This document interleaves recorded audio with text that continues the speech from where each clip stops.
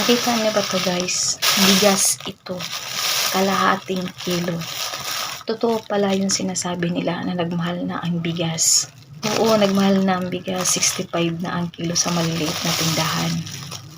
Marami akong naririnig ng mga nagrereklamo na mahal na daw ang bigas, mahal na daw ang kilo. Pero bakit sa bigas lang ako nakakarinig na may nagrereklamong mahal?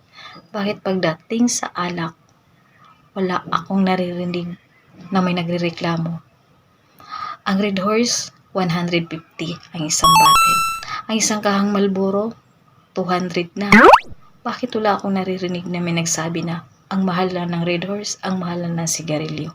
Bakit pagdating sa bigas, ang daming nagrereklamo? Diyan na nga tayo, nagmahal talaga ang bigas. At hindi natupad yung sinabi ni BBM na maging 20 pesos na lang ang isang kilo ng bigas. Pero, ang tanong ko guys, bakit walang nagrereklamo pagdating sa bisyo? Paki-comment nga guys kung bakit walang nagrereklamo